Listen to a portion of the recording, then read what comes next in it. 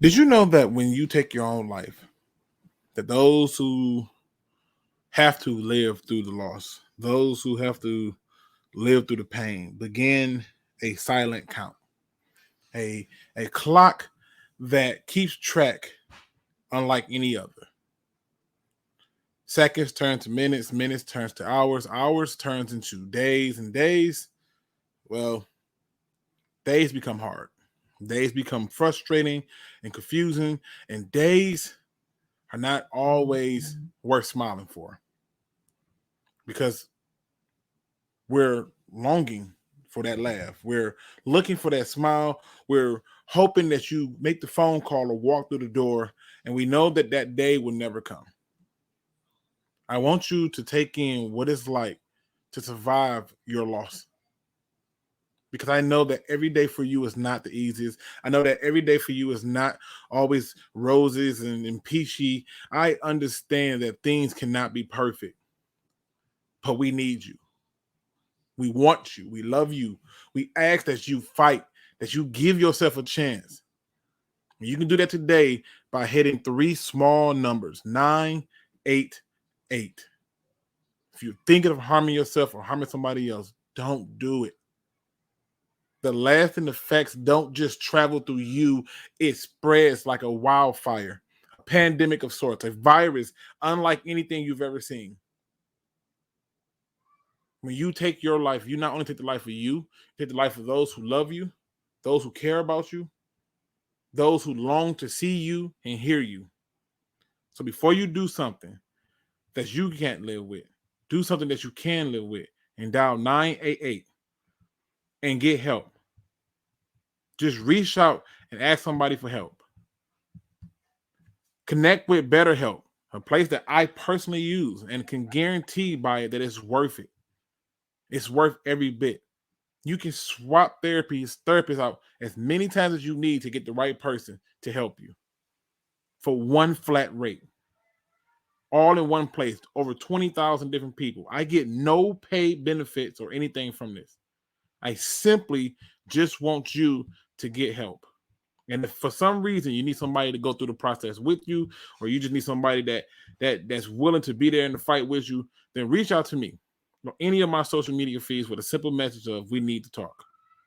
And I will make myself available to you by any means necessary. So before you make a decision that we can't live with, make one you can. And let's talk football.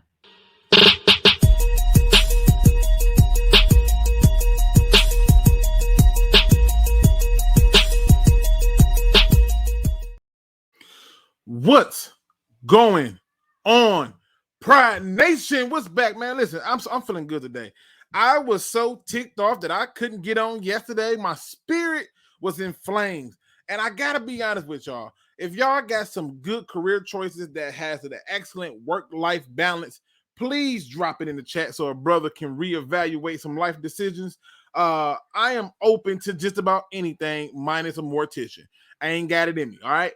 But listen, people, it's a lot to be covered. It's a lot to talk about. I'm going to have some fun with it, try to get through everything quickly, swiftly, and then, give you opportunity to jump in and have your piece, all right? I already see they breaking the smoke already. Let's see who's in the building with me right now.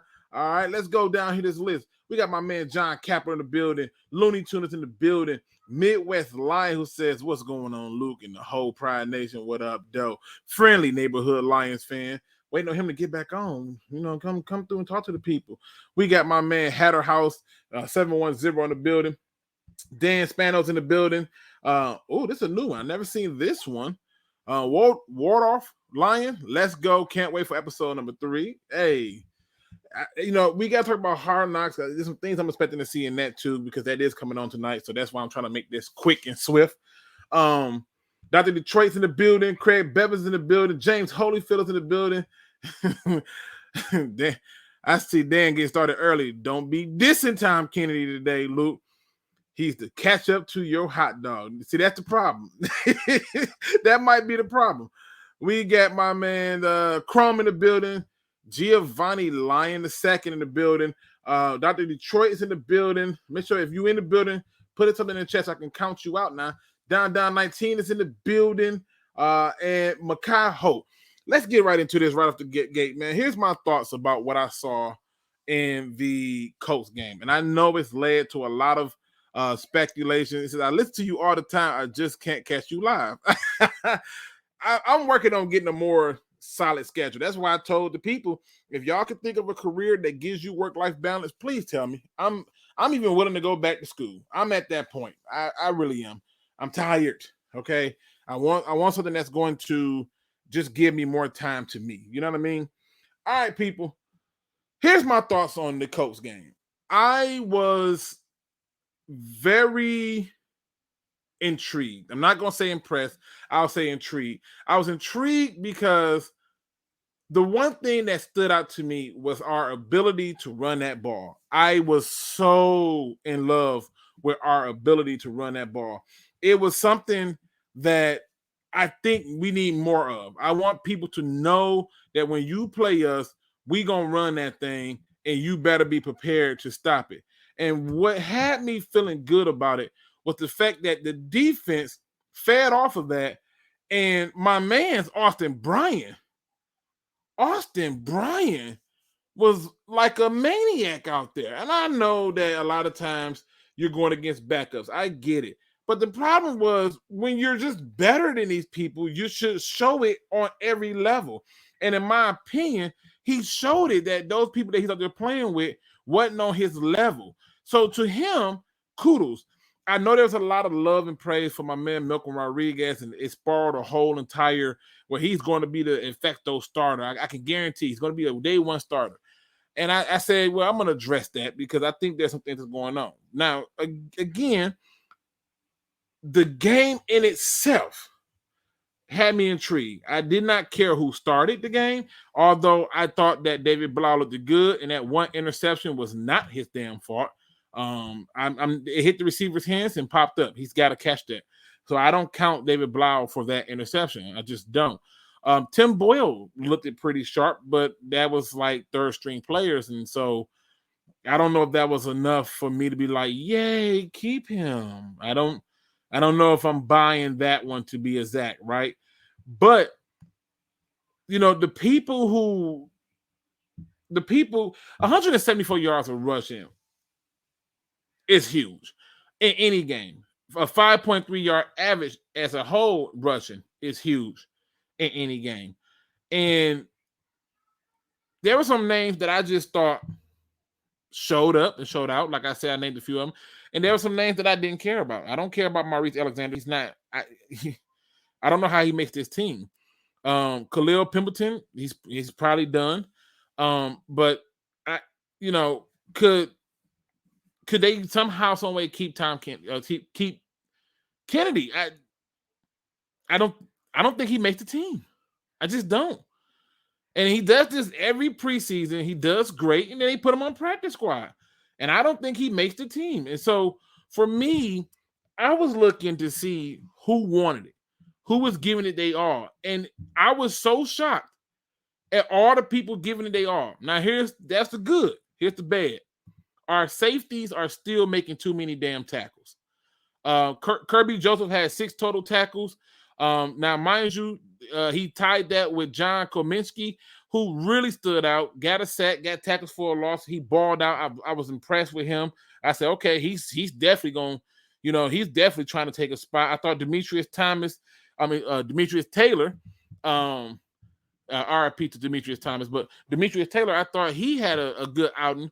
But to me, Carl Joseph is making too many damn tackles. I'm just sick of it. I'm sick of our safeties.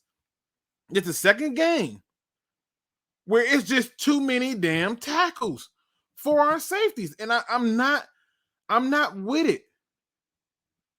I'm not with it. Okay. They gave up 275 total receiving yards. 275 receiving yards. And so to many of y'all may be like, well, that's not great. There's nothing special. I get it. I feel you. But I don't, because for me, in a game where you shut they run completely the fuck down, I would like to see you not give up big plays like they were doing. I would like to see our safeties not having to give up so many things. Right? What I say, Carl? What I say, Carl? How you put out this damn dude name? Hold on. I'm going to look it up. How you put out this damn dude name? Y'all out here, y'all know I can't goddamn pronounce a name for to save my life. Let me see how they pronounce Kirby. I'm sorry. Kirby. Carl Joseph is the other guy that played. Jesus, I got to get my brain together. Kirby. Whew. Shout out to you, Anthony. What up, though? What's going on? So it says our system is run stuff and safeties. Laughing out loud. That brings me to my next point, though. In my point of the possibility of Rodrigo being a starter. This idea disgusts me, because if Rodrigo is your starter, we got a problem. That room cannot be that damn weak. It cannot be that damn weak. And don't tell me, oh, he played his way into it, because if you put him on any other team, it's nothing he's doing to play his way into that starting lineup like that. So let's be honest about it. We have a problem that needed to be addressed 2 years ago. How long Okuda been here? 3 years? Whatever that time was when you had Okuda, you had an opportunity to address it then. You had an opportunity to address it after that. And I'm sitting here with the same damn problems, and it's frustrating. And it's frustrating because I'm trying to understand, how are we still having the same problem? And I don't want to hear we'll draft one next year. I don't care. Next year you won't have the tie for the third to fourth easiest schedule. You won't have that. Next year you won't have 9 home games where you're not going to have where your travel time is one of the lowest. You're not going to have that next year. And we don't have the people to do the things that we need. This is why they can do these things. Now, was I happy to see them stop the run? Yes. Was I happy to see the performance of the linebackers that were out there and what they did? Yes. But I still seen too many times where I'm like, bad angle. Wrong gap. Overran. And it's frustrating. There's no way that this man should be in the starting lineup. Now, make no mistake about it. One of my biggest gripes with this entire draft was you had originally 5 picks in the top 100, top 97 to be exact. And you walked out with 1 starter.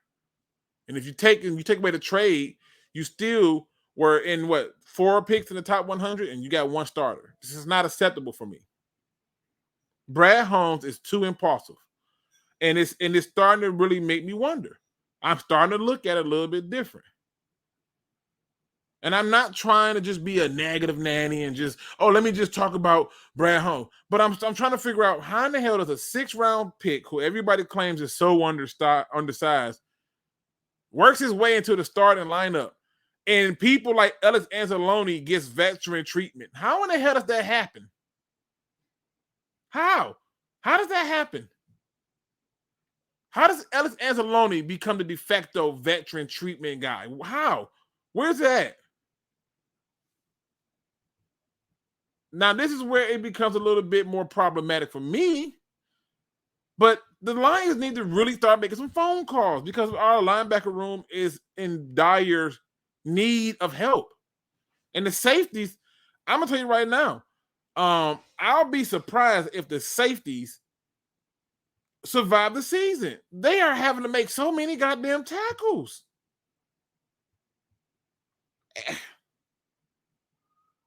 It just makes me want to puke. That's all I'm saying.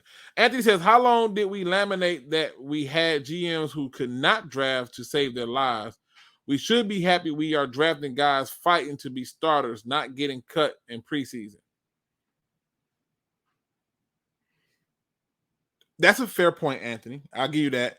But here's another fair point for you.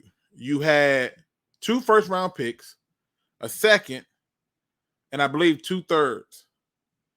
in the top 97 in a draft that was completely designed for defense.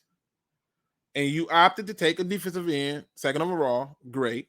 You traded up 12 spots, took a receiver, okay, but he's hurt. You come in the second round, you take another DN who's hurt. You come in the third round, you take a safety who, by all purposes, is not looking like a safety that you can trust. But the argument is going to be made, give him time. Okay. Then you come and you take Malcolm Rodriguez. Okay, cool. No, let me go back. You took the tight end that we didn't freaking need, who did play yesterday. But again, who cares? Right? Like, all them draft picks, and how many of them is starting day one? 2 out of 7? What a great ratio. And by year 2, we're going to be expecting bigger things from them. So I'm giving them an opportunity to prove me wrong. Right? Every last one of them, I want them to prove me wrong. But it's hard to do it when you're not on the field. And the general manager that we have needs to be able to say to himself, did I put enough players in position to help this team win now? And I don't think that did that. That's just my take on that. Another thing I wanted to point out was some things happening around the league, particularly with the Vikings, because I think there's opportunity there. The Vikings traded for Nick Mullins. And then, I was shocked. I was like, well, did they just give up on Calamard, or what the hell going on? Right? And the more I looked at it, the more it made sense to me that they're getting ready. Right? Like, they're getting ready to make some different moves. And I think because of those moves, the Lions can be in position to now get a quarterback that we might be okay with. We might be okay with Kellen Mond, or we might be okay with getting to Kirk Cousins and knowing that Nick Mullins is coming in. Nick Mullins don't scare me, but I still would rather have Nick Mullins than Tim Boyles and David Blau. And I'm just wondering, when do we get into those things so we can start to, see the fruits of our labor with depth? Because right now we don't have depth. John says, Vel said the safety from Illinois was going to be trash. She warned y'all. It's too early for me to call him trash, John. But Vel did say that she does watch Illinois football, and she said she was very underwhelmed and unimpressed with him. And that, yeah, he had one good year, but it was just that. So it is what it is. Steve-O says, Luke, go around the league and see how many rookies are starting. Having 2 rookies start is good. Let's go around the league and tell me how many teams had 5 picks in the top 97. Let's go around the league and tell me how many teams had 4 picks in the top 100. And then and tell me how many starters they got out of those. Let's go around the league and show me how many teams had 2 first-round picks, 2 thirds, and a second. We can go around the league and do these things. Don't get me wrong. I have no problem going around the league to do those. But when we do it and we put it in context, let's be honest. He had opportunity to net us more than 2 starters with 5 picks in the top 100. In fact, when you look at the list right now that they're doing for the top 100 players, it's not the top 150, 200, and 300. No, it's the top 100. And no, I'm not butthurt over no damn Hamilton. No, I don't care about the safety. I figure once they took Trayvon Walker, I figured Aiden Hutchinson was the pick. I figured that. And I figured when they traded up that they were going to take a linebacker, and they went with a receiver who's hurt. Okay. Took a tight end who's hurt, a DN who's hurt. So 3 out of your 7 are hurt. Lucas looked like he might turn into something slowly. Right? Looked like he might be something. But that Houston kid, Very underwhelming. So we go one in the possible there. That's 2.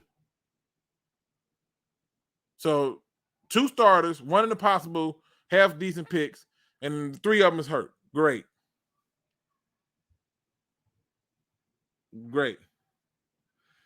Yes, I saw Mitchell play. I said that he played the other day. I said that. But when they took him, he was hurt. So, and he's not finna start. He's not finna unseat Brock Wright. So, why did you take this tight end? Like I literally said, he played, but he's not finna unseat Brock Wright. That's all I'm saying. The linebacker room for me is it's trash. It's just trash. I was frustrated. I really was, and it wasn't because there was a few times they made plays, and I was like, okay, great. Also, another thing that I noticed too with that game was I don't know how Deuce Staley would be as a head coach, but I do know you're gonna be held accountable. Am I the only one that noticed how he cussed every running back out? I thought it was just Swift. He cusses every running back out. Every last one of them. He cussed them out for things that I didn't even know was cussable. And I love it. I love seeing that type of energy. But good grief, he ain't letting nobody have no leeway, no room. He's 100% saying, look, you got to be better than this. You got to be better than what you're doing. You cut here, you get this. Just do your job. And I'm loving it. I love that Dan Campbell allowed them to coach. I hope Dan Campbell tells Brad Holm I need linebackers. That's why I keep trying to figure out, is Jalen Smith still out there? Did I miss something? Like, seriously. Alexander will make this team as a kick returner and wide receiver 6. As a kick returner and wide receiver 6. So who are you putting out? Who do you have leaving the Lions room? If Alexander makes the team as a kick returner, then you telling me that we're going to be down a running back because that Godwin, whatever his name is, you telling me he's not making the team? If you're telling me that, then okay. If they believe that he's the better prospect for this team at that position, okay. But I don't know if he makes it as the number 6. I don't think Alexander is ahead of Tom Kennedy. And I don't got Tom Kennedy making the team.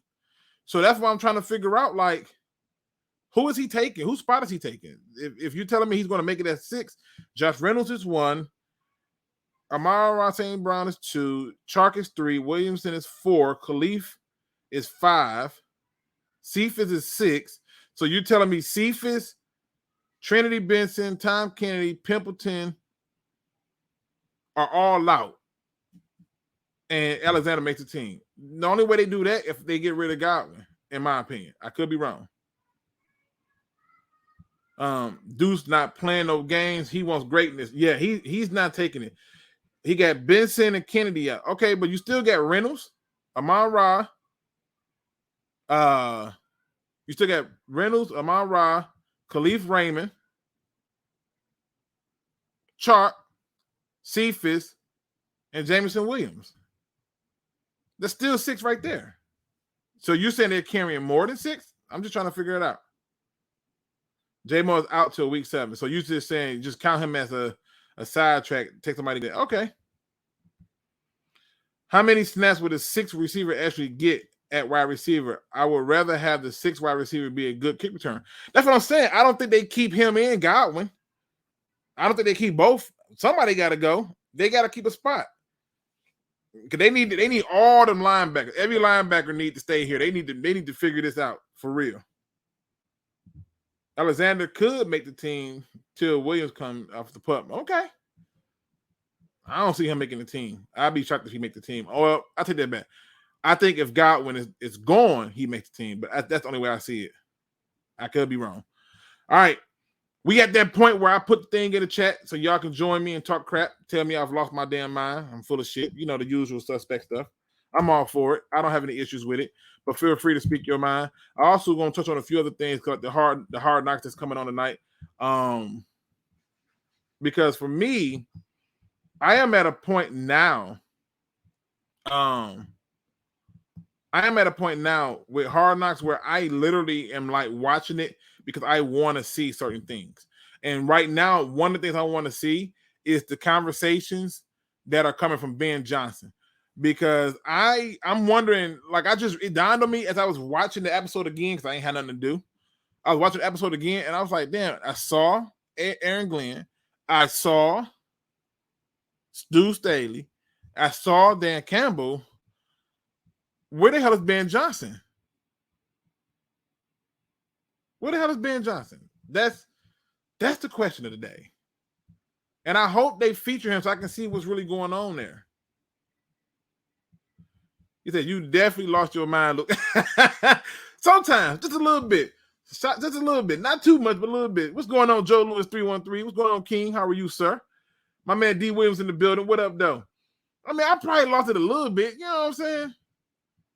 But overall, the view is this team, and mind y'all, as I'm watching this game, I'm only looking for people who's trying to be a dog. It's some people that I think had a good outing.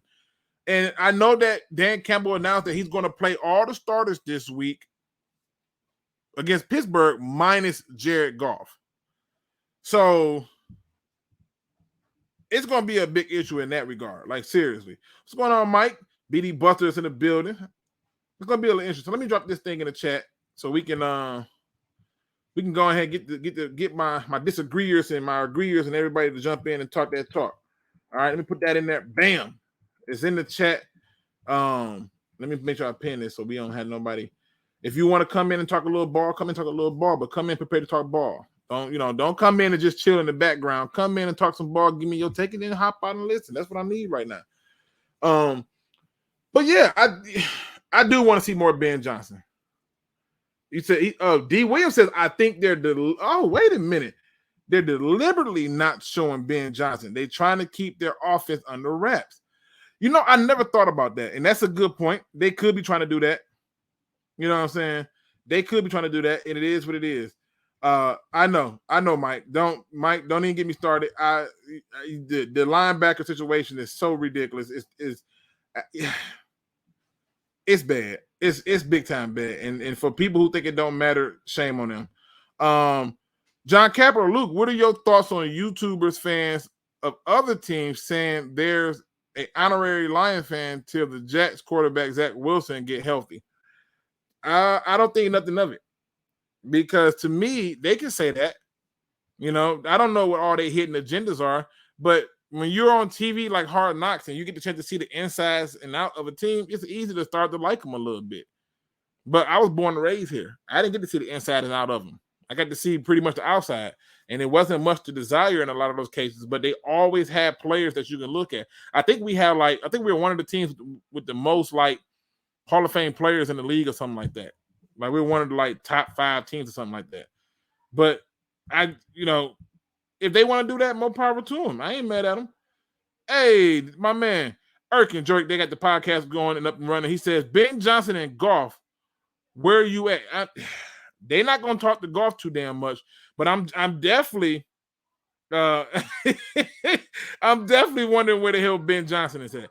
I'm thinking that this might be the one we get to see him with the game that they had against the Colts and the joint practice. And another thing that I'm going to be looking at, this is the one thing, I saw all these reports, maybe like the day of the first practice, that said that, the Lions was doing great, Okudah was doing great, and then like a few hours later, I saw another report after the practice was over that said Okudah got burnt, all the Lions cornerbacks got burnt. Then they said day 2 of the joint practice that, the Lions were struggling. I mean, I saw all these reports, and I was so confused and lost.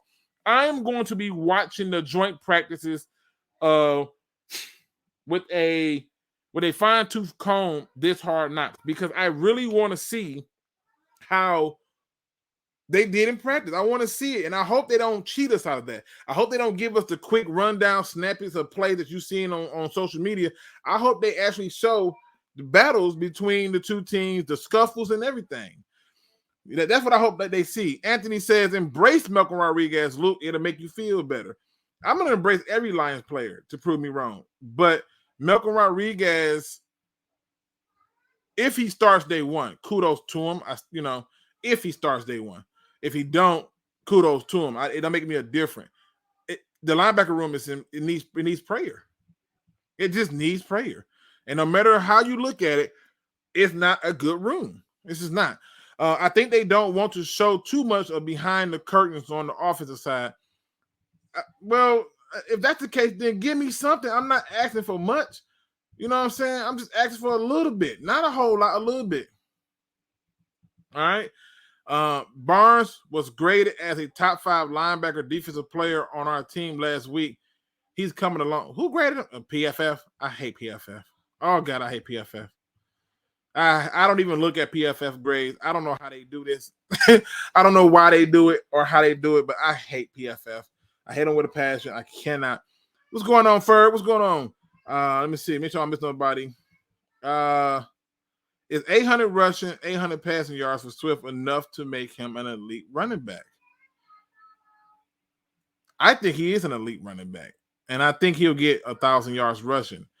Now, if he did 8 and 8, that's 1,600. That's still some elite production, but I think he's gonna get 1,000 yards like rushing, and I expect big things from Swift. My man showed up in the building. Anthony, what's going on, brother, from Royal Lions UK? Hey, Luke, how you doing?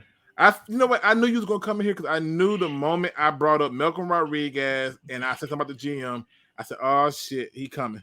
All right. You know what, Luke? You said that when it came to the linebacker room, you need some prayers there. Well, all you've got to do is pray to our God, Emrod, and everything will be better. That's how you do it. This is a good point, though. Mike says thoughts on Pascal injury, Luke. He hurt. I mean, what more can you listen? If you're not available, that's a problem for me. And this is another player took it in the second round who is not available. And I don't know what to tell you.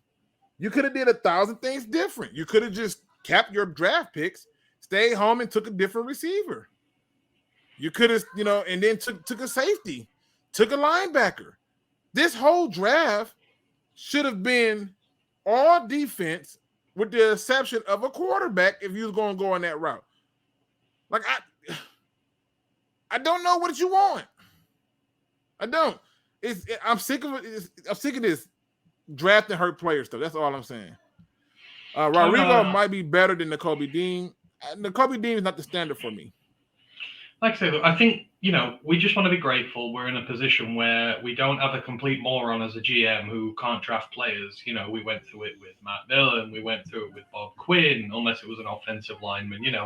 The days where we were drafting guys and we're just like, oh, Jesus Christ, these guys are going to be busts. We're cutting them in preseason. At least now, and yes, we could say the roster's not the strongest in the world, but still we are drafting guys, from rounds 1 through to 7 who are competing for the roster. I mean, we don't even have to use Rodriguez as an example. We talk about him every single week. But what about Chase Lucas? He's the 7th round pick out of Arizona State. He's on the field making plays. He's impressing his coaches. He might get into a cornerback room, which we said was actually, there's a lot of potential depth there. There's a lot of players who could make those roster spots. And he's potentially going to fight his way in there as well. And he was taken even later in the draft. Should that not be something that we should be happy with? We've had so many GMs who can't draft for shit all through the draft. Let's applaud the fact that we've got one where the guys rounds 1 through 7 are battling to get on this roster. I have no problem applauding that we got a general manager, right? Like, don't get me wrong. But we're human. We're all flawed. I'm flawed, you flawed, and he's definitely fucking flawed. And he's breaking rules that he learned from people who do it all the time. And I don't like it. I don't like the fact that you're taking players who's hurt. I don't like the fact that you're neglecting rooms that don't need to be neglected. You just don't. You're neglecting things that should not be neglected when you come into a draft and everything you need is right there. That's the equivalent to a person who says, I'm hungry, and I lay every form of food out there for them. It's to your picking, and they still say, I'm hungry. There's nothing for me to eat here. You just didn't want it. I mean, is he really doing what he said he wasn't going to do, though? I mean, the first thing they said when they got here last year was, games are won and lost in the trenches. That is where they're won. That is where they're lost. And that is where they've invested. Sewell last year, Hutch this year, McNeil, Levi last year, Pascal this year. He said he was going to go for the trenches, and he's gone after guys who believe he'll get value from on those trenches. So it seems to be part of a long-term plan to build those up into fearsome units. Because, if the defensive line does perform how it potentially could this year, if we start getting more sacks, if we start getting more pressure, it alleviates a lot of that pressure on your linebackers and your secondary that we've had for years. We've had no pressure on the quarterback. Bog standard guys have been able to rip us apart because we're not getting pressure on them. If you get pressure on them and, stop them from throwing on us, it helps your secondary, and, you build it that way. And then hopefully next year we see a few more skill positions and we go for it that way. But I don't think it's anything. I don't think he's deviated from his philosophy at all. I think this was the way he intended to build it. What is his philosophy? His philosophy, like I say, is building through the trenches. That's what they've done in LA. They've created some defensive. That defensive line there won them the Super Bowl. It weren't the linebacker unit that they've neglected. It weren't their secondary that they've neglected outside of Jalen Ramsey. It was that defensive line. It made the critical play that won them the Super Bowl. And he wants to do the same here. We've already got an offensive line that's, considered well into the top 10 in this division. They're trying to do the same now with the defensive line. That's why we've put 4, day 2, top 2 day picks in the draft into him in 2 drafts. We've attempted to completely renovate it. Now, Vinny B says, not hijacking the show. Our Lions pod up and running. Check us out this evening. Need the feedback. Pod drops this morning. The Jerk Sports. Hashtag Rodriguez for president. We was doing good till he went to that goddamn Rodriguez for president thing. We was doing so good. We was on track. Everything was smooth. We was on schedule, and then he came with that one. Damn it. I see no effort from Burns. None. I see effort from him, but I also see a guy who is overrunning gaps and not filling them right. And so it is what it is. It's frustrating that our 2D line in the second round for 2 straight years are too hurt to play. Well, yeah, it is. Shout out to Mike. Mike says he will jump on, but he is getting ready to go take family pictures. Have fun with the family pictures, brother. Appreciate it. Burns and Davis sucks. It's so bad. Anzalone is just serviceable. We need a coverage linebacker. Agreed. We do need a coverage linebacker. And even I will admit this. I can't argue with. What am I going to argue with? I think the damn room is terrible.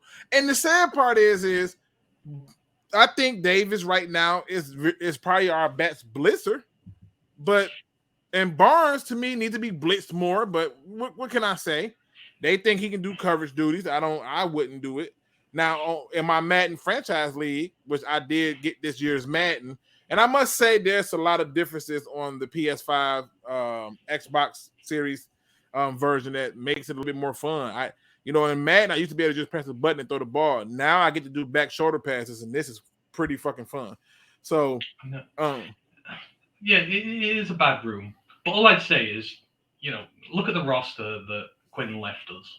It was never going to be fixed in 2 drafts. And I think there was always going to be a position that struggled. And, we've invested in Barnes and Rodriguez. And, hindsight, the linebacker room may be trash this year. No one may develop this year. And we may have a huge problem on our hands this year. But what if, in theory, this time in 12 months, Rodriguez has played well, Barnes has shown up to his potential. We've kind of got the depth in the room there. And then next year, they go after, a top linebacker in the draft. They go after Noah Sewell. They go after Mohamed Diabate. They go after someone like that, your real top draft pick leader who's going to be the guy in that room going forward. In 12 months, you've got a solid linebacker room as well as your trenches. So it could all still work out for us.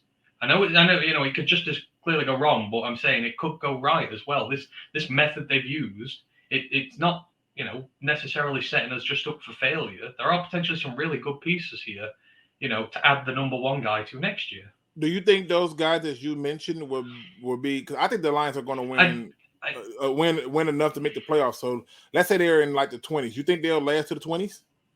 Oh yeah, I mean, Diabate, he's got a lot to prove at Utah this year, but I Okay. really like it. I think he's the next Devin Lloyd out of there, but Noah Sewell could be. Depends on the type of year he has. Depends how team value. Like, there's a lot that could go on. So I'm let me saying ask you that. this. Let me ask you this then, because I don't want to cut you out. I do apologize. I just want to Go on. I want to make sure I segue this into the point.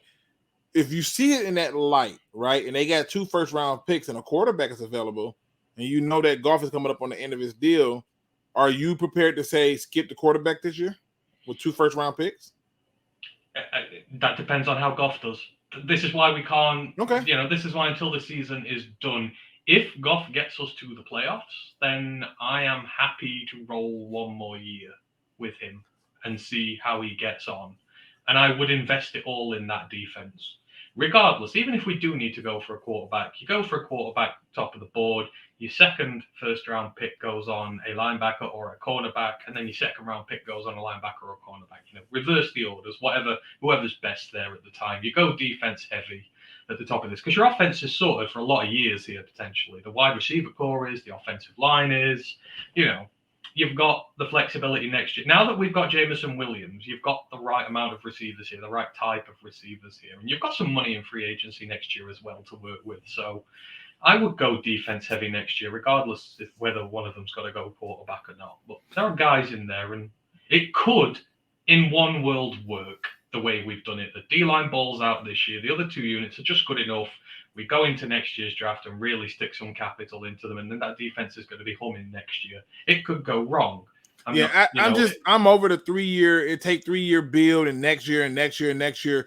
Next year, I think we should be in the playoffs next year. I think we should be in the playoffs this year, and I think that in this year, that this is where you have a chance to make a stand and make a run, in my opinion, because your schedule is going to be more serviceable, and I'm worried about it.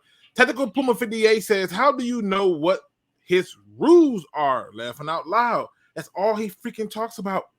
He literally talks about what he learned from the Rams and what they did, and he was always taught you don't draft hurt players in the first round, and then he did it.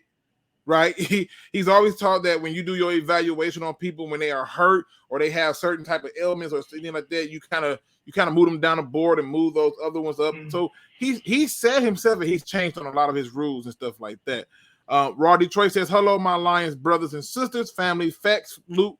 Brad Holmes left a lot of talent on the table. You ain't got to tell me. Shoot." Again, you can't call these drafts until 2 or 3 years down the line. We can't call Holmes' draft from last year for another year at least.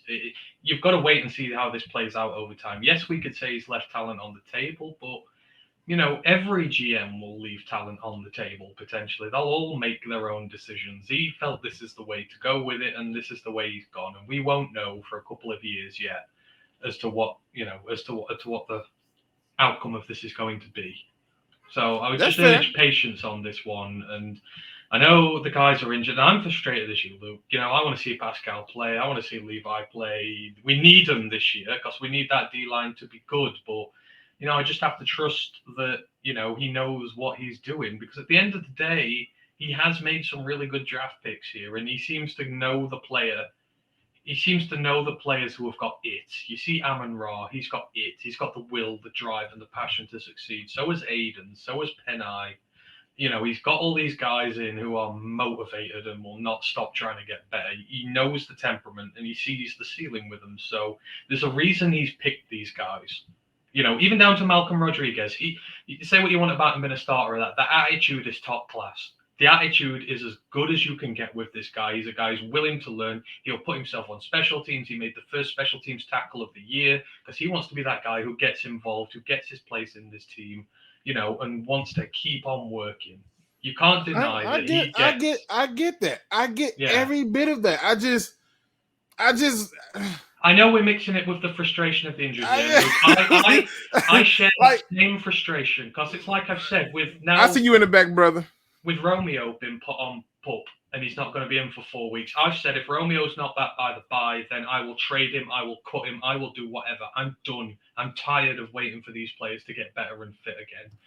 It's so tiring, man. Yeah. If Levi's in this position next year where he has another on-off season with injury and that, I will cut him. I don't care if it's year 3 of it, been a rookie. I will cut him. I will have zero tolerance with this. So I I understand the frustration, but at the same time, I try and look for the positive in it as well. And I do see bona fide positives from how he has drafted, the type of player he has drafted. If Pascal comes back week 4, he's fit, he's healthy, he's over his issues, and he comes in and he starts to be the player he knows we can be, then we'll be a lot happier with this come week 7, week 8, etc.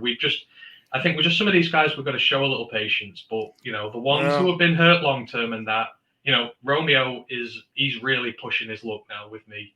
And it's not his fault he got injured, but the length of time it's taken him to get back and how long it's going to take for him to get back to full fitness when he does start playing, for me, just says we're paying him too much money to sit around and wait, and he's got to go. And it's got to be the same with all these guys. Julian ain't going to make this roster, I don't think. He's had too much time. He's another player. But you know what's funny? He's another player that when we drafted, I was like, oh, okay. And again, this only happens when you let people. I'm leave that alone. Big West Cabin says Pascal would be a stud. Just let him heal. I actually think he's going to be the best player that we took this draft if he can get healed up.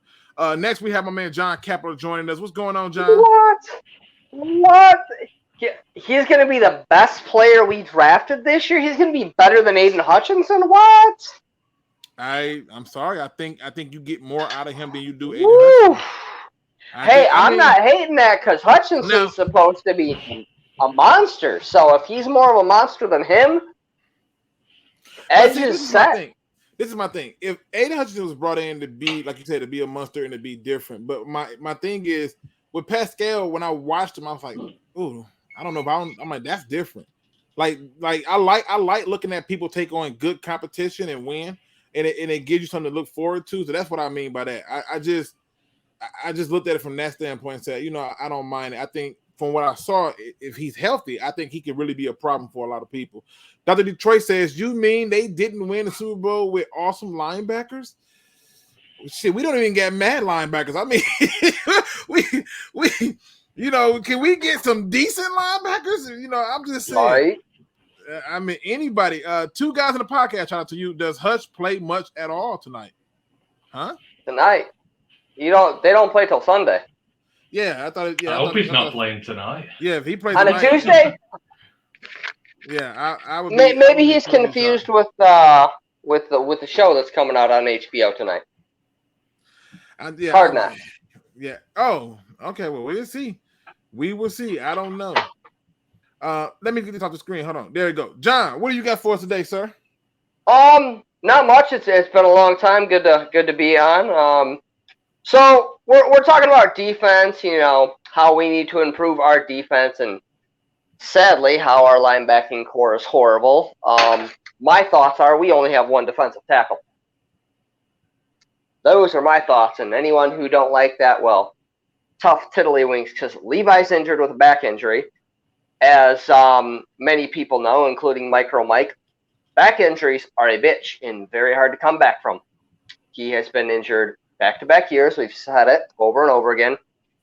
And next year, if given the position, I think we trade up because we are going to be losing someone from the front office who has kept our GM from trading up. Yep. And I think we could trade up. And if we trade up, depending on how many plays, I would love that defensive tackle from Georgia. Let's say we start sniffing the playoffs. We're drafting around, 16. Trade down. Maybe we get him and we have another first round and we can get our linebacker. Defensive tackle and a good linebacker. The guy from Clemson, maybe he falls.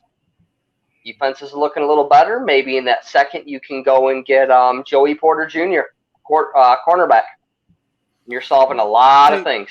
See, my thing is I don't like jumping to the draft without playing the season because at that point. I know. No one does. But, I mean, everyone's doing it early, and I'm still bashing on people for let's take a quarterback. It's like, let's not. Let's finish the defense. I've already gotten on people for that. No, but what I'm saying is when we jump into the draft like that, if we mess around and have a crappy year or something, and you're picking second overall, you're not thinking none of those players. You're thinking quarterback 100%. And so those things do change the outcome of. So that's why I don't get into the draft talk before then. But, I do agree with you about the D tackle, and so does Dr. Detroit. And, again, it's one of the reasons why I was like, yeah, I would apologize to Sue. Like you already try to make things better with Megatron. Bring Sue back. Sue should have never left. And if you can't get sued, you need to make some phone calls because we need somebody. You know, Be like, bring him back, have him be our mentor, be him our legendary whatever guy. Be like, hey, finish your career out here. Help teach our defensive line how to be nasty. You know, you got 3 more years. What's the tax that's going to be taken out? We know you're all about not having to pay taxes. All right, let's throw you an extra $3 million so that covers what's taken out of taxes. Get him in here. I'm just asking the question because I'm asking this question of. I think. Well, let me go back. The way you said that, something I've been thinking about too, is that Dorsey is not going to be here too much longer. Yes, that's his name, John Dorsey. And to me, I do think Dorsey has saved him from making dumb decisions, but I do think Dorsey helps him make some dumb decisions when he just, we will find out soon enough. That tight end pick forever is going to be the stupidest pick of this entire freaking draft. I don't care what nobody say. That right there, I'll take to the grave until he proves me wrong. That was just a waste of a pick, in my opinion. It's the equivalent to taking Jason Huntley after you just drafted Swift. What's the point? What's the freaking point? I don't get it. Let me ask you this question so I can kind of move us a little bit forward. When looking at this team, obviously we're getting ready to go against the Pittsburgh Steelers. Obviously we got Hard Knocks coming up, so I guess I'll start with Hard Knocks. Start with you, Anthony. What do you want to see tonight? What is it that you need to see tonight that you like? I need to see this tonight. I want it. I want to see a bit more along the lines of what I did last week. I want to see a bit more of the coaches. I want to see some more of this tough love to the players. I think that, I like it with some of the guys. The stuff with Swift, he needs a boot up the arse because I think that he got a little full of himself when Lions fans declared him the next big thing, because we don't have to run him back in so long. And he did all right first year, and people were like, oh my God, he's going to be amazing. And I think it got to him a bit. You see the way he plays. I fully agree with the line that Juice Staley's taking with him. So I'd like to see a bit more about that. But weirdly enough, I'd like to see more about Jared Goff this week because Jared Goff has the perfect Hard Knocks storyline. He was discarded by the Rams. He's had to sit and watch them have success this year. He wasn't wanted by the fan base particularly a great deal.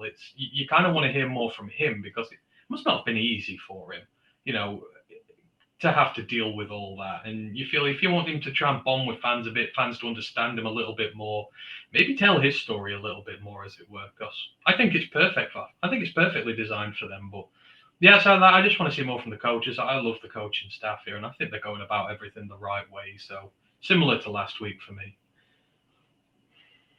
I mean, what are you looking for, John? What is something that you just like? Look, I need to see this tonight. I want to see it, and I'm intrigued to see this when they come on tonight. What is that? Oh God, there's so much, and I don't know if they'll do this because it would maybe be giving away whatnot. But I want to hear them talk about our defensive line and see if they say anything about our players who are injured. How is Levi coming along? You don't got to say, hey, he's going to be coming back at week whatever, but maybe talk about that because he was drafted and some people thought, and I believe maybe you were one of them, Luke, after you did some research, that he was the number 1 defensive tackle that year in that class. I want to know. I need to know how Levi is doing and just something. Give me something because if he's not doing well, I mean, granted he'll be back, but is he going to be injured? I'm rooting for another defensive tackle first round. Like, I need to know how our defense is doing because, as the man from the UK said, our offense is set. But how is our defense looking? How are they coming along? How are our backups coming along? Our second string guys ready to take over and be first string guys and do it well. Now, Michael Mike got all types of problems. This man says he want to see Rory feature his origin story and why? I mean, they have his origin story is his great grandfather is Cowardly Lion from the Wizard of Oz. So I can tell you that that's like his great grandfather. Okay, and so if that was his great grandfather, was his grandfather the lion from the Chronicles of Narnia, or like am I missing? Yes, okay. Exactly. There you go. Okay. You got it. All right. But they have not featured him. I agree. For me, there's two things I want to see. I want to see more Ben Johnson. Can I see Ben Johnson? But more importantly, can I please get a camera in a room with the DBs? I want to see Okudah face. I want to see how RB Pleasant is coaching Okudah. I want to see what is he telling him to do? What is he asking him to do? What is his response to the things that's being asked of him? How is he looking when other people are performing and he's looking on the outside looking in when it comes to people like Will Harris taking his spot who switched from safety to corner? I want to see that conversation. That's what I want to see. I want to know that they have blood in their veins in that room. And for me to see RB Pleasant talk to these DBs the same way that I saw Shepard talk to the linebackers, I saw Deuce talk to the running backs. I want to see how you talking to these DBs because I just knew a linebacker was going to get cursed out. And I even said, I said this when we came back. I said, from that fucking, I said, if a linebacker don't get cursed out, we got a problem. And they did. And they should have got cursed out. Right? They should have. Because there were some things that needed to be worked on. And it wasn't even pertaining to the Falcons game. So, coming back around this time, it's going to be all kind of conversations, from the Falcons game to this Colts game where you're going to be saying to yourself, hey, what did you do? That's what I want to see. That fan man says, week 1 last year, the crowd versus San Francisco was mad. What crowd? I was at that goddamn game. That was just San Francisco stadium. I have never seen so much red. And it was like, oh, well, you looking at the away team side. Bullshit. I walked from that side to my seat. It was red everywhere. You didn't have to walk around. All you got to do is look left, look right. You can see the whole stadium from wherever you're at. You can see everywhere. It was so many 49er fans in that stadium. It's ridiculous. It can't happen. No. We need to be packing that stadium out, which I will be at that game. Can't wait. And we need to be blowing the roof off of that place. And I still think we beat the Eagles. And that's a good test first week. That's a damn good test week 1. Luke, what up, Joe? My man Joe Lewis 313 said at Raw Detroit, to be honest, Skylar T doing better than both Tua and Bridgewater. Skylar T. Who the hell is Skylar Thompson? Thompson. Oh, Thompson. Okay, I'm like, who the hell is Skylar T? Where's he out of? I forget. Kansas or where did he State. come from? Yeah, Kansas State. Okay. Luke, I was thinking about something. A lot of these Lions YouTube channels they say they start here first on the Luke G show. Back when you was taking phone calls days. You the man, boo. Appreciate it. You started us off, Luke. So I don't remember if I remember those. So I used to take phone calls. And then I had kids and some equipment may or may not have gotten a liquid poured in it. And I refused to buy another. I refused to buy another soundboard. That's the truth. That's what happened. I literally had it all on the soundboard. I literally had it all on the desk, and I stepped out for a brief second because they asked for a banana, and I went to go get the damn banana, and I came back, and it was a whole lot of bashing of cups on things in liquids, and I was just like, okay. All right, but yeah, appreciate it, man. For me, I wanted to be like so many other people that helped me in so many things in my life. So I just figure, why can't we all talk about the same thing we love? And a lot of them are growing and are bigger than me, and I'm like, that's great. Like, to me, that's awesome. You know what I mean? I expect for them to do the same thing, pay it forward, and show love to people too. So I've always supported people. At one time I think I supported like somebody's clothing store, somebody had a damn cookie store, a makeup store, protein, tea. I've done it all, and I will support people who are trying to do things like that. It's just who I am. We got another person joining the show. My man Gunner is in the building. What's going on, Gunner? Hey, what's up, fellas? What up? We here, man. We know we Gunner, the gunner, the runner. Let me see. It says I did him as a hidden gem prospect quarterback, Colin Thompson. I had an eye on him for the draft. Hey, Buffed Up said, you in Luke Discord? That Discord, they be in there having the most intriguing conversations. That should be crazy in there. I had to leave. Like, it was getting just too much. Well, certain conversations, I just, we shouldn't be having, but for the most part, it's fun. The Chaos Controller says, if Alexander do the same thing he did against the Steelers, let him stay. I agree and tell Godwin goodbye. I'm just not a huge fan of Godwin, and I don't know how he keeps surviving. I think you need to give him reps at receiver. You need to see if he's got upside as a receiver as well if you want to keep him. You can't just keep him specifically as a return. That's the same problem I have with Jamal Agnew. He was just a returner, and that was literally it. So he was the worst corner I've ever seen. You kind of want you kind of Is want that these was his other franchise to have position? upside. That's what he started as. Corner? Oh no shit! I just knew his returner. I didn't even know he was another position. Yeah, he sucked. One funky Lion fan says Luke and I don't always agree, but I've been rocking with him since day one and will be here till the end. Hey, salute to you, sir. I absolutely love it, man. And to me, I don't want you to always agree with me. I want you to tell me I'm batshit crazy and that I need prayer and I need help. I want you to tell me those things, and I'm good. Like I'm good with it because that to me is healthy. It's not something that you don't. We don't need yes men. It says I hope I got Cash App. What that mean? What that mean? DJ, I've been saying that since I started listening to YouTube creators. So here's the thing. One of the reasons I've had a few people ask me this question about why I don't take donations and things like that. And the reason is because I haven't quite figured out a reason to take donations. I really do enjoy just talking to y'all, right? And don't get me wrong. Is this a damn job? Yes, it is. It's a lot of work and stuff like that. Make no mistake about it. It's time consuming and stuff like that. But I have so much fun talking Lions with other Lions fans, whether we agree or disagree, that I just don't take anything from you. And so, I don't. Now, if I somehow, some way come up with a damn good idea, right? Then I would take it and I would put it to good use. And that's what it boils down to is I cannot, like a charity stream or something. Yeah, I got to figure out something. You should use it to sculpt a bronze statue of Malcolm Rodriguez to send to his house. Yeah. Oh my God! I tell you what. Listen, believe it or not, this is my dream. My dream is that every player on the Lions blow up and be amazing and be great, and just be 100% a dog.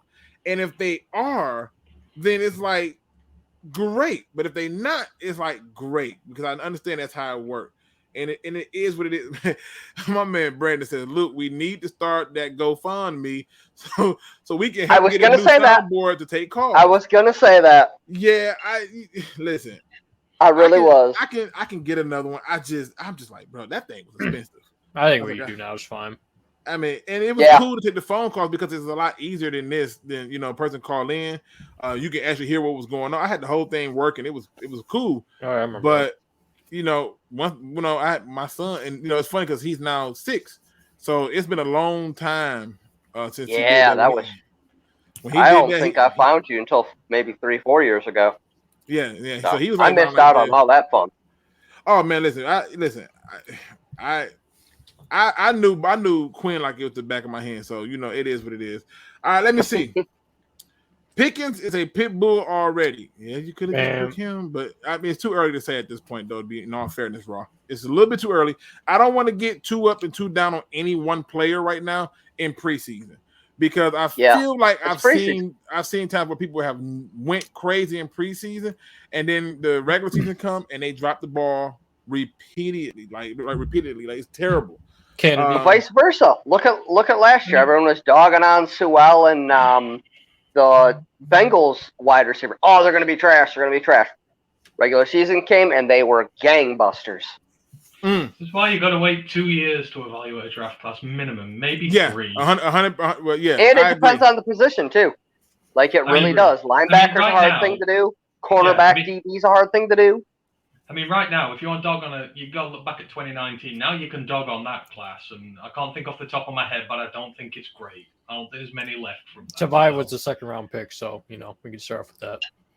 Let's not even talk about that name. I think Will Harris was the third round pick. You know what's funny? I think Austin Bryant was from there, though, and Bryant's surprising. Him and Amani were both from that class. You know what's funny? And Brandon is breaking me down memory lane for real. So when when I had my son, I would a lot of times have him literally on my shoulder, rocking him while doing the show. And every now and then he would wake up or something like that, and then he would start crying. And it is funny because I watched a video the other day that I made, and I could hear him in the background like, yeah, and I'm like, all right, hold on, daddy duties. And I remember that I came back and the same number of people who was watching was still there. I was like, wow, they waited for me to be a dad and come back. And that meant a lot to me. You know, it meant a lot that they were still able to you know, to do the things. Mike said he's out to go get these pictures. Shout out to you, sir, man. Be safe out there. These people have been driving Later, Mike. the last few days. It makes no sense. But yeah, that's what it boils down to. Let me hit you up with this next question because and I know Gunnar just got in here, so let me go back and ask him this question too. What do you want to see on Hard Knocks? What I've already been seeing. Are you eating again? Okay, listen, y'all don't know this. Gunnar comes on every time. Hey, it is 6:00. I do not want to hear it. Listen, hey, I'm eating myself. Y'all can see that, so I can't even blame you, brother. Gunnar. I remember one time we were doing the show, and all you heard in the back was God. I was like, who the hell is eating chips? That was not me. You heard clinking of a bowl. Oh, the bowl. Yes. The bowl. So, who ate the chips? Was that Gnome? I think it was Gnome, yes. I think it was Gnome. Somebody ate a bag of chips. Yes, Gnomus. I remember that, yep. And you were trying to put us all in the sunken place with the goddamn bowl and the spoon. I'm like, what is going on? I get it. All right. So let's kind of switch gears because at this point I'm seeing a lot of these damn reports about the 53-man roster. Who I need starting off with you, Gunnar. Give me that one person that you think is going to be like a surprise cut to people like, oh shit, he didn't make the team. Khalif Raymond. What? That would be a freaking surprise. What? I think unless Brad Holmes will admit he made a mistake with Trinity Benson, I think they're going to keep Benson over Raymond. I'm going to be honest. Oh my God. What? So you got Cephas. You got Shark as your 1, Amon-Ra St. Brown as your 2, Reynolds as your 3, Cephas is your 4, and then who would be 6? You still got Reynolds. Don't forget Reynolds is there. No, that's Reynolds. Okay, you counted him already. You don't have to count JEMO right now because he's on the PUP list. Right. God, who are other? TK's going to practice squad. You got me over here thinking, man, damn, Khalif Raymond. Depending on how many running backs they want to keep, I think he's could be a potential shock. Okay. I definitely didn't see that one being the case. What say you, John? One that Luke's not gonna like. It's maybe a surprise, but maybe not a surprise to the rest of us. But maybe Jared Davis. I wouldn't be a surprise to me. Not at this damn point. No, it wasn't. Okay. No, it wouldn't be this. Then I would say Austin Bryant. Because as of lately, he has been on freaking fire, and I love that man. Yeah, that would be a surprise to me if they cut him. What say you, Anthony? Who you have that's a surprise cut? I think Julian's done. Risdom put in his piece earlier in this week that he thinks he's missing out. He's done. Bryant's emerged. He'll be the guy there. I think Julian's done for next week. Someone was just saying that earlier today in a video. I swear. You know, Chris put in his column, he says him and Houston are both struggling to make this team and will likely not make it. And that's what I've been saying for months now. His inconsistency with injury and play has just not been good. Yes, he played all right towards the end of last season, but it's exactly like Deshaun Hand used to do. He used to flash, then he'd get injured, then we'd have to wait again, and then he'd come back. He'd take time to get going. And just when you doubt him, he'll have a few plays, and then you'll love him again. And it's just a cycle that doesn't end well. And Austin Bryant ended last season well as well during the season. So he's got the same sort of thing, but he's actually fit this camp. He's playing well this camp, and he's balling out in the preseason games, and he's like working his ass off to get in that team. So, you know, it's quite simple for me. Julian goes. Okay, I've been thinking about this surprise cut for the longest, and it's because I think that he serves a point, but he was not their pick. And I think while he's made a transition, I think that they may feel that they can survive with other people with the same skill set, and that is Will Harris. I know that Will I'm Harris good with it. has been getting a lot of talk about taking over that spot, but he wasn't really their pick. And you know, AJ Parker and them, they've performed. They've shown that they can give you the same production. So it's like, okay. Yeah, and Jerry Jacobs, like when he comes back, Will Harris ain't beating him out for the other's corner spot. Right. I mean, Jacobs going to be nice. I just, before I hopped on here, I got done watching Aaron Glenn's press conference, and he was really talking like, man, Will Harris and Okuda both playing good. I'm like, what game were you watching? Will Harris is getting cooked. I was saying the same thing. Okuda didn't play. I feel at this point like someone's lost a dare, and like, you know, right? He's got to have something. And you know, the penance for losing that dare is he's got to keep Will Harris in the team and keep picking him up as like a good player. So he's got to have something on that coaching staff. He's got to have pictures of something. There's something going on. It's definitely something going on. We always have that one player that we want to get off this team so bad. First it was Nevin Lawson, who somehow stayed for so long. Christian Jones, and now it's or what was the other guy? The safety that you hated, Tavon Wilson. Don't even get me started on Tavon Wilson. And now it's Will Harris. He's the new. How is he still on this team? I don't get it. Now, you know, there's been some cuts made. There's some players who got cut that I understand why they got cut, but there's some people that I think can come in and help this Lions team. And right now, for me, I really hope the Lions keep the tires on Troy Aikman. I really do. And I'm surprised that they cut Brady Breeze, because I'm like, why couldn't you just try him out at linebacker at this point? Like, I'm really at this point where I'm like, you really need to figure out something at that linebacker spot. So Troy Aikman could be, I think he could be a decent backup and come in and help us at the safety spot, or even try him at linebacker at this goddamn point, to be honest with you. But I mean, is there any free agents that you guys can think of that's jumping out to y'all that you're like, I hope we can look at him? Because I'm looking at a host of people that I'm just like, hey, I'll take a flyer on that guy.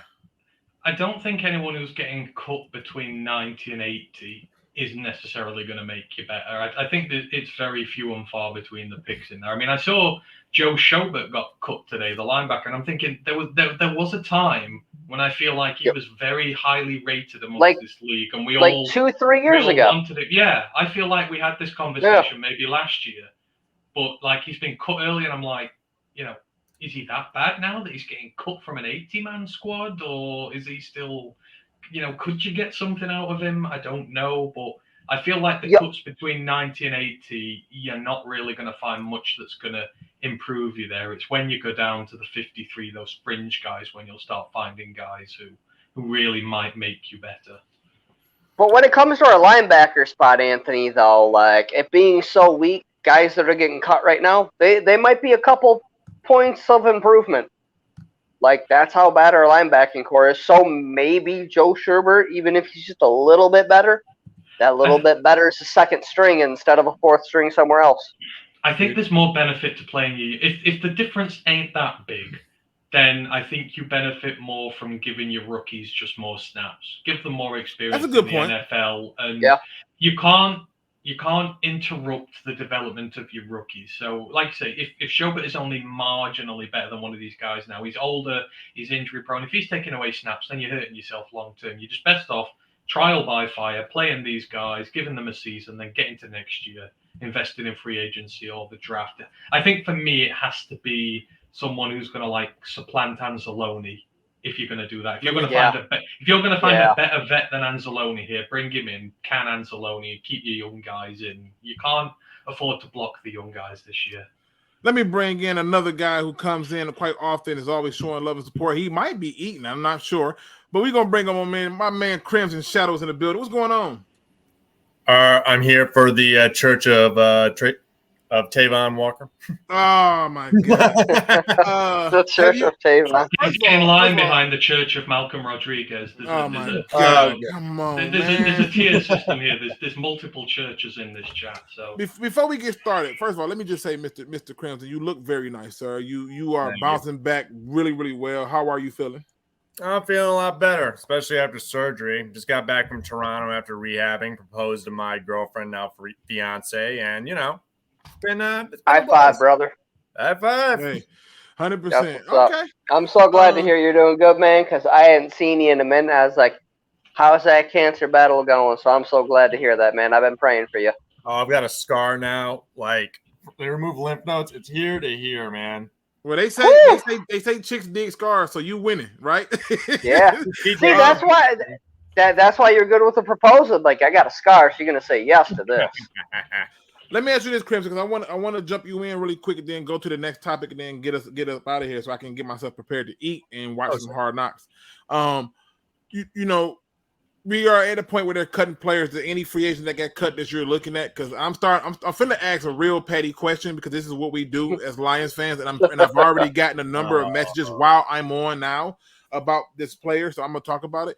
But if there are any free agents out there that you like, I have hey, not the Lions seen free agents should yet. look at it. I haven't heard any free agents yet, and if anybody notable, it's a linebacker at this point. I'm interested. Any cornerbacks, I'll take it. Agree. Yeah, I'm with you. Anything else, really? I mean, I have no other complaints but cornerback and linebacker, really. And at the end of the day, I mean, Amani is fine. I have no problem with him. I mean, Okuda is looking like he's improved. And, I'm sorry, Will Harris. I mean, wouldn't shock me if he got cut. It would shock me, but I think that would be the surprise one. So we'll see. Now, I'm going to ask y'all all this question. I'm starting off with you, Anthony, because I know I got to do it. I've gotten a few messages just now. Is Joe Sherbert better? If we brought Joe Sherbert in, would he be the best linebacker on this team? Honestly, I don't know. I feel like there was severe hype around him a few seasons ago and that he was really good. But, I would temper that with he's just been cut from an 80-man squad. So, it kind of like it would lead me to believe that maybe no. I know he's had injury issues and, Luke, we're fed up of injured players here. So, probably not. I think you'll probably find linebackers like next week when you cut down to the 53. But again, don't bring in anyone who's just going to get in the way of the youngsters. You want to switch the old guard up, not the young ones. Do anybody think he will be the best linebacker on this team if picked up? That's very 50-50 between him and Anzalone. I think those two might be 50-50, and it'd just be a battle of who's just a little bit better. But then Anzalone knows the playbook, so edge goes to Anzalone, and that's sad. Now I got a lot of messages about this last week when the Ravens cut Brett Hundley. They was like, "Man, we should take a look at him," and I was like, "I know we need a quarterback bad, but I'm not touching the quarterback until I fix those other problems on this team." And quarterback ain't the one. So just putting it out there, we are not in a position to take luxury picks. They need to come in and have a defined role to help this team win. And if they're not doing that, what's the point of you bringing them here? I fail to see the purpose in bringing somebody here for the hell of saying I brought them here. It makes no sense to me. But it is what it says. He's a good coverage linebacker. That's coming from Raw. Yeah, that comes from Raw. Is or was. I don't know. I don't know. I'm going to pull up his PFF ratings just for fun. Oh, here go PFF. He said for fun. He said for fun. Luke's favorite thing to do with eating a ketchup and bologna sandwich, looking at PFF. If you've ever watched my pod, Luke, you know how much I hate PFF. Hey, look, I know you did. I know you did. I know you did. I know. I'm just messing with you.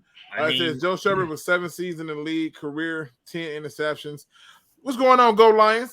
Shout out to you, sir. How are you? Did you guys see I mean, I get it. Did you guys see that T. Saber got an interception the other day? Did Nevin Lawson get one yet? Huh? Did Nevin Lawson get one yet? Is he still? I think yes, he got one last against the high school team. Oh wow, you went that far back. No. I think he actually did get his first one when he was with Jacksonville. I can't remember who it was against, but I'm pretty sure he has one now. So I got a friend who's a diehard Jacksonville fan. Like he lives there and everything, and he hates freaking like Nevin Lawson. He was like, dude, this dude was like, he hated him. He was like, I don't even know how the hell he even made it to this team. I was like, hey, I'm happy he did. I'm happy he did. So, he ain't here no more, so that's what I said. All right. Let's see. We got a few more things, And also, if y'all got questions, put them in the chat. I'll answer those as we go. My last question to y'all, the panel, for coming in and rocking with me, is a simply put one.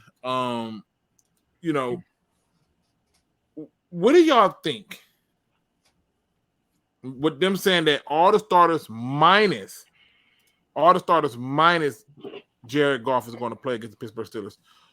What do y'all expect to come out of this approach? Because they've already had the player ran only practice, which I was like, okay, haven't seen one of those in a long time. But what do y'all expect in that game? Like, because to me, I feel like the roster is already set at this point. Maybe I'm wrong. Starting off with you, Crimson. What do you expect from that? I expected nothing less than just breaking off Russ and getting guys like rookies like Aiden Hutchinson, just trying to ease them into the league at this point. That's the only thing I get out of it. I don't see the real point in it. I'd rather have the backups in just to see what do we have something here, between our linebackers, our cornerbacks, the starters. I mean, take it or leave it. I don't take it as a big deal or anything like that. All right, what say you, Gunner? I expect good tempo and rhythm from both the offense and defense. I would like to see the linebackers improve from the game against the Falcons and hitting their gaps. I guess we'll see who they're going to give it to between Will Harris and Okudah, although I'm pretty sure Okudah's going to get the job. But yeah, other than rhythm and tempo and stuff, it's about what I expect. And what say you, John? Kind of the same thing as last man before me. Get the rhythm going. Kind of get them warmed up. And the thing is, how much are they playing? They said they're playing, but have they said how long they're playing? I think it's a half. And they said they were going to play a full half or a quarter of that first game, right? And it was only one drive. So don't hold your breath on a full quarter. So get them warmed up. 10 minutes. About 10 minutes. There was only 2 drives in that quarter. Yeah, the Falcons. Get the wheels rolling, get them warmed up, and then get them out. Because you're playing the Eagles, so get a little warmed up. Listen, I am dying laughing because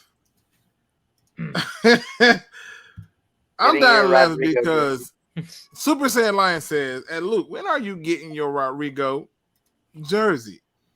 And you would think that would just be enough. And I was ready to respond. I was ready to give my response. And then I see this. No. No, absolutely not. If he goes out and he balls, I will personally buy the jersey. If he goes out and he balls and he's doing it consistently, I will personally buy the jersey. Shout out to you, Gavin Carson. He says, finally made it to a live show. I know you kind of got to it towards the end. But yes, you always got great conversation and stuff that you have. He's taking my spot. That's normally my job. I know. You get here a little bit late. But yeah, this right here is just absolutely ridiculous. Let's see. Raw Detroit says 5 seasons, 100% plus tackles for Joe Sherbert. His grade, he didn't grade higher than 60 in anything last year. His run defense was sub 50. His coverage was decent. Only 39. Is he going to tackle more than Davis, though?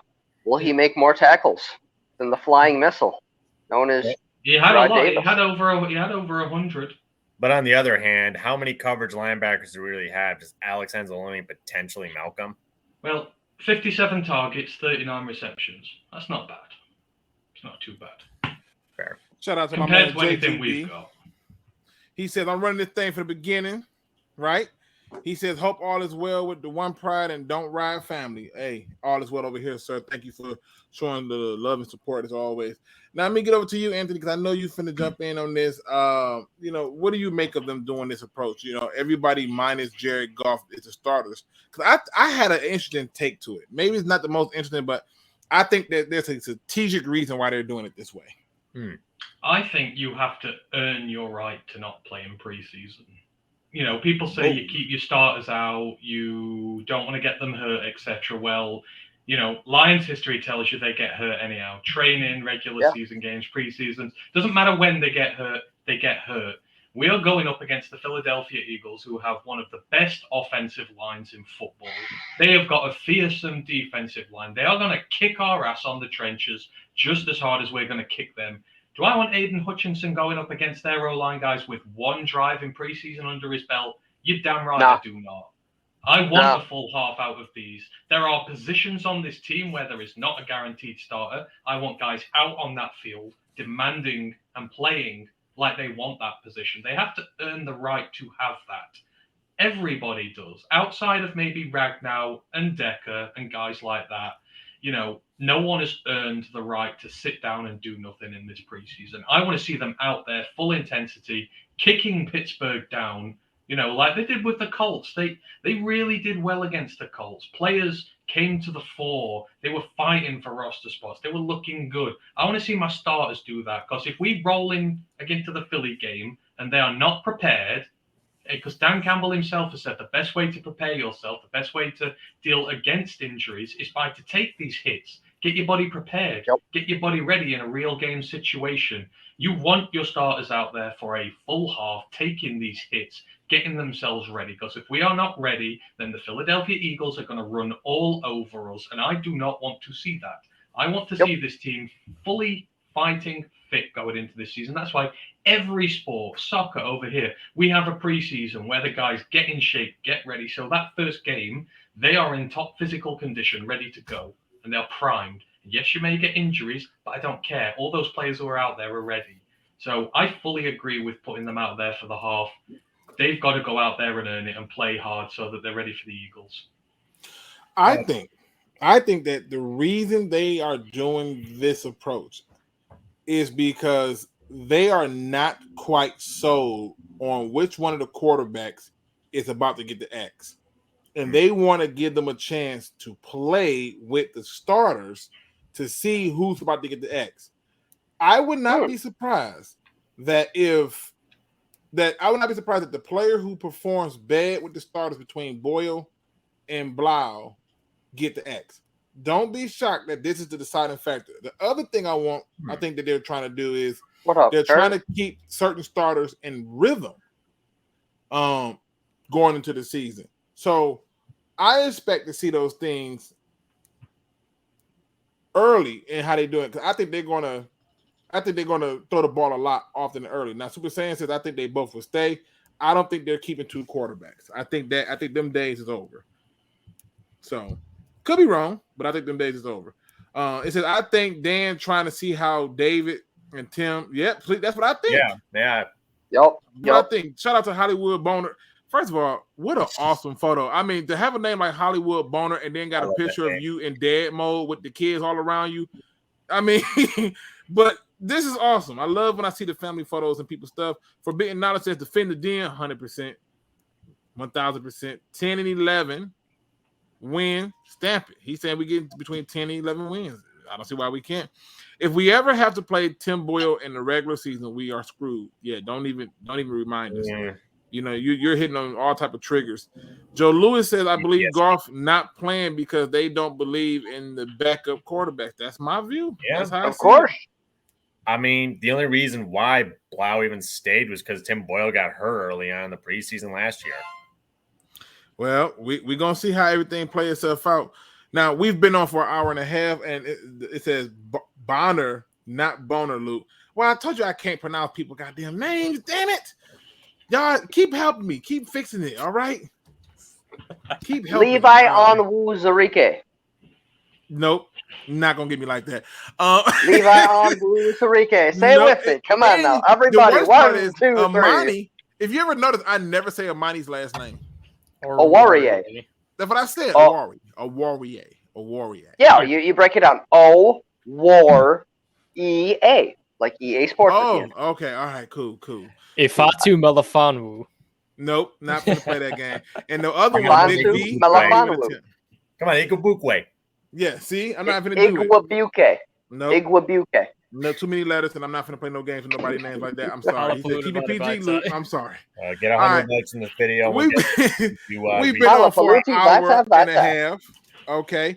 And, I want to get to those final thoughts and try to do it. My goal is, if I can't do it every day live, at least do pre-recorded videos for the days I can't go live, and then the days I can go live, maybe like Tuesdays and Thursdays or something. I had to figure out something because the schedule is crazy. Like I said, working and doing all this stuff is a lot. And so yeah, if I find a good cause, then something I'll figure out some things and make it happen. But I ain't got there yet, so I'm figuring stuff out.